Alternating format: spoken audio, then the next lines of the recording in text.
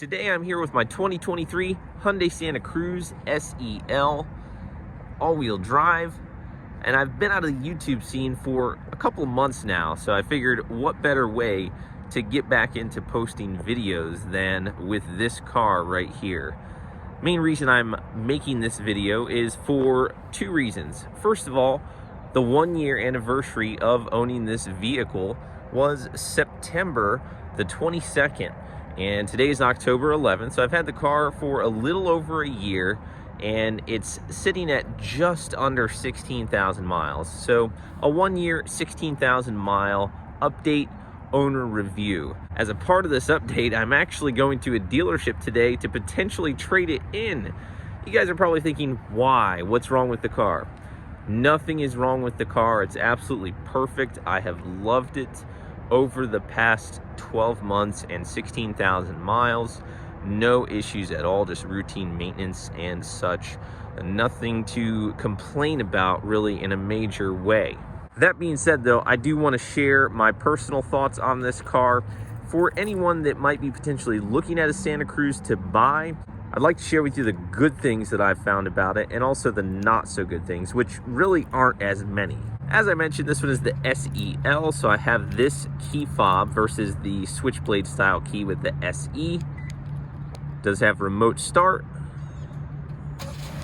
I have used the remote start through my key fobs and also through Hyundai's Blue Link app many times in the winter. It is a cold morning today, so the remote start is nice.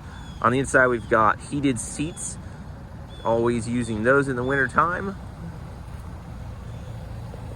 Our tires are original, of course, 16,000 miles. They're showing signs of no wear. They're just wearing evenly all way around. And these are factory tires, Kumo Krugen, it looks like, 245 60R18s.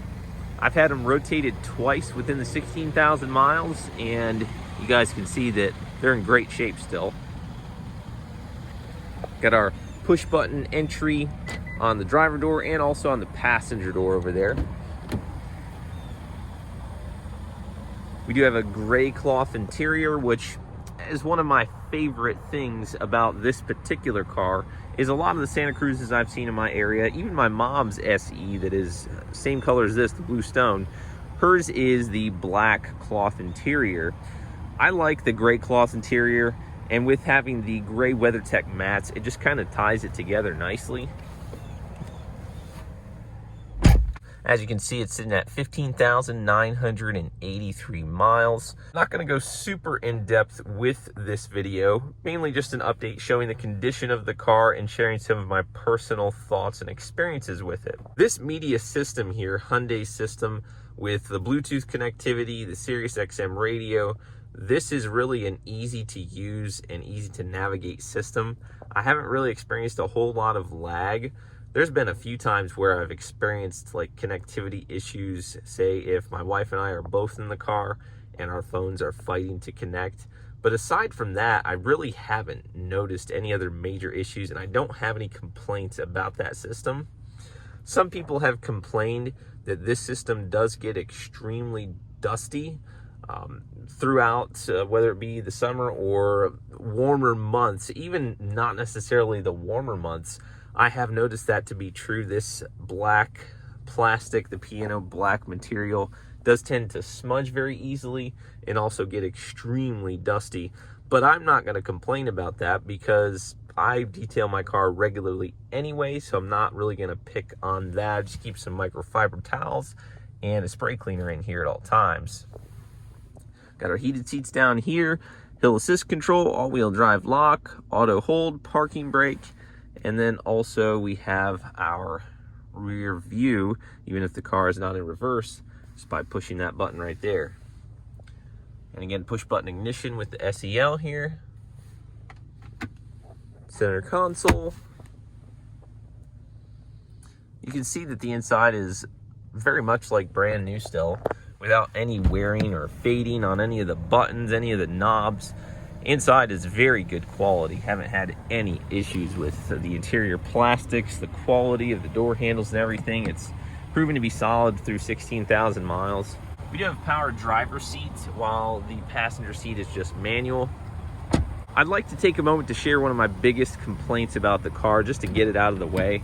And really, I should have known this just buying it, because I did have the chance to drive my mother's Santa Cruz, look this one over thoroughly. So it's not like I didn't know what I was getting into. And that is the rear legroom. I'm gonna just put this seat all the way back for perspective.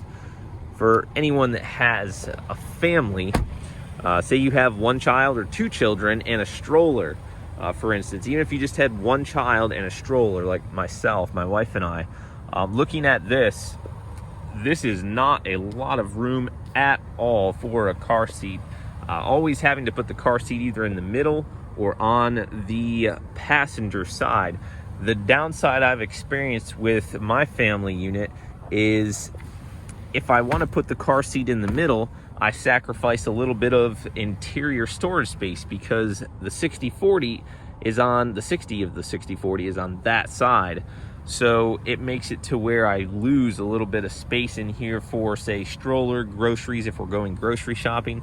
There have been times where if we do like a major grocery shopping and say the baby is on that side in the car seat and we've got a stroller and we've got a cart or cart and a half full of Costco groceries or something, you can see the challenge here. And if it's in the middle of summertime, yes, I have used the cooler in the bed, but really it's the interior space of the car is just, it's lacking, is ultimately what I'll sum it up by saying. And you can see as well with the seat being back all the way, just absolutely zero legroom back here. So that is a pretty big thing to point out if you have a family and you're wanting to buy a Santa Cruz. Putting the car seat in the middle hasn't been that bad, but again, you lose the 60 portion of the 60/40 seat. And I find myself having to drive with my seat more straight, which I don't like, and I have to have it up. And also putting the seat in, you have to kind of put it in straight and then turn it. Really, that's the biggest thing that I have to complain about with the car. I'm not gonna beat it up too much though, because I have really enjoyed owning this car. I've hauled a lot in this bed. I have hauled my tractor in here. I have hauled a ton of gravel in here, literally a ton of gravel. I've hauled mulch, soil, just hauled basically anything a homeowner would need to haul in their vehicle if they have an outdoors type vehicle or a truck. Seriously, I've done more with this pickup vehicle, or as Hyundai calls it, the sport adventure vehicle. I've done more in this thing than I did my full-size 6.5 foot bed Ford F-150. This right here is one of the best things I've liked about the vehicle throughout the past year, especially during the summertime. It's a little bit dirty in there right now, but especially over the summertime of going on day trips and family trips, events, gatherings, things like that. It's nice to have a couple bags of ice, throw some drinks in there, and just stop when you get thirsty. Got storage compartments on each side of the bed.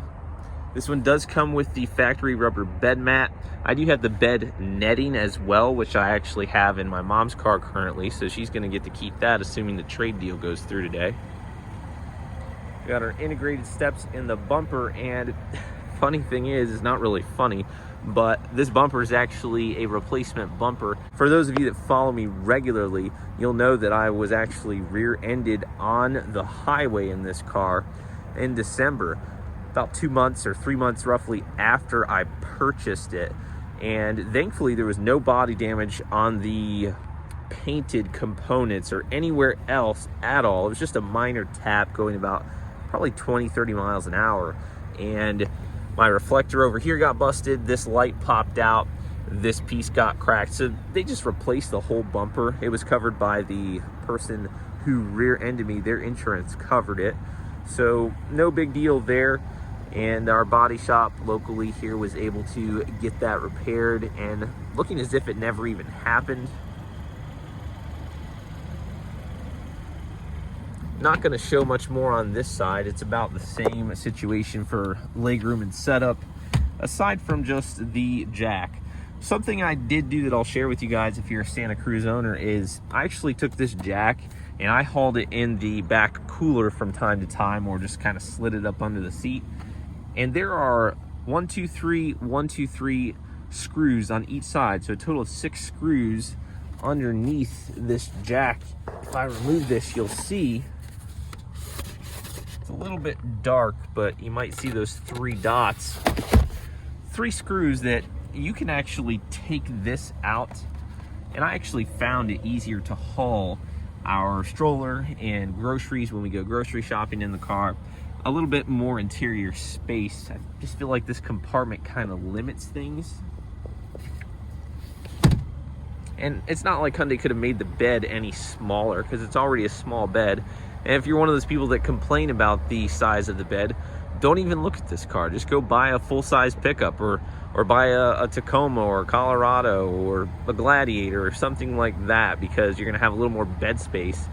This is not intended for major use as far as hauling capacity in the bed. So with the bed already being this small though, you can see they had to kind of bring the interior up in the rear, making it to where you have basically about as much functionality and legroom as an access cab of, say, the late 90s, early 2000s, like a full-size F-150 or Silverado.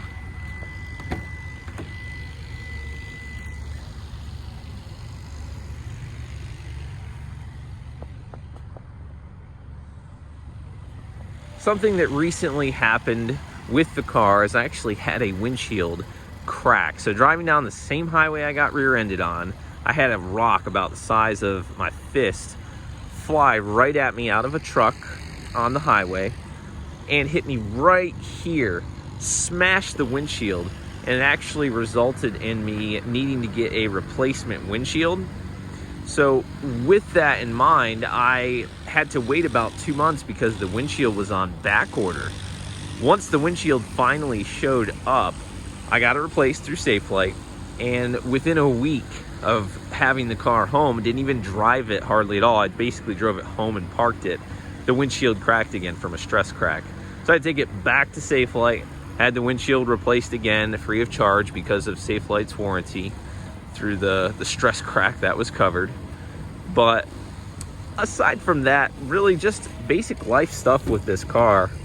Haven't really had a whole lot of extra surprises with it. It's been a joy to own, and it will be missed, assuming this deal goes through today, which we'll find out. Hyundai's 2.5 liter GDI 4-cylinder, paired to an 8-speed automatic transmission, which again I've never had any issues with. Up front here, I did have the front license plate bracket mounted when I bought the car. In West Virginia, I don't need a front license plate, so I popped that off and actually got these chrome cap covers. They match the front bumper pretty nicely.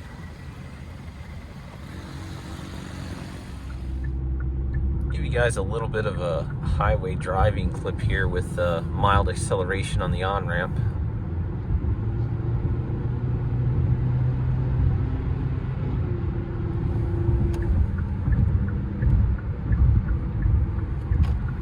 Power has never been an issue with me on this car.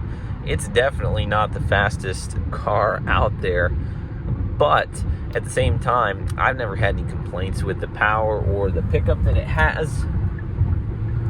It's more than sufficient for just basic maneuvering and passing, accelerating, and so forth on the highway. Cruising at speeds of 75, 80 miles an hour. You'll find that it's comfortable, it's quiet in the cabin, the ride quality is exceptional, and there's no sloppiness in the handling. It really just handles like a smaller vehicle. It's not sloppy like you might find in some trucks or bigger vehicles.